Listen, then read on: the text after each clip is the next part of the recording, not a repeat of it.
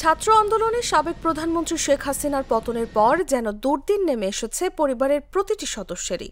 দুর্নীতির তদন্তে নাম আসার পর ব্রিটিশ মন্ত্রিসভা থেকে বোন টিউলিপ সিদ্দিকের পদত্যাগের পর এবার অনির্দিষ্টকালের জন্য ছুটিতে পাঠানো হলো শেখ হাসিনার মেয়ে সাইমা ওয়াজেদ পুতুলকে।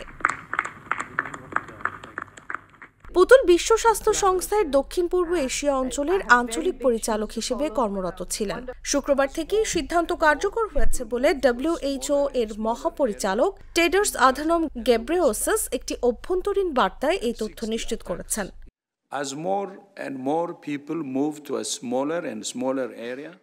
বাংলাদেশের দুর্নীতি দমন কমিশন তার বিরুদ্ধে জালিয়াতি এবং ক্ষমতার অপব্যবহারের অভিযোগে দুটি মামলা দায়ের করার 4 মাস পর এই সিদ্ধান্ত নেওয়া হলো।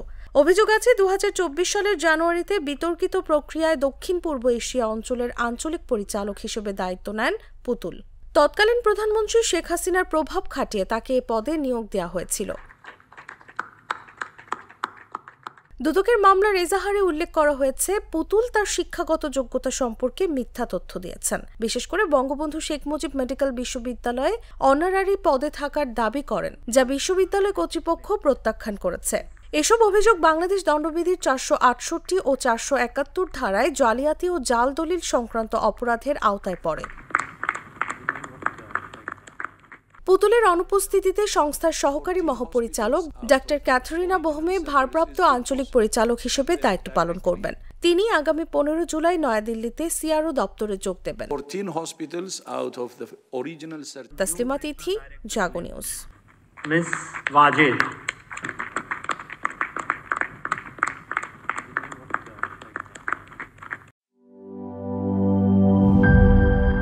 বান্ডেল থাকলে প্রতি সেনমানিতে টাকা বাঁচবে।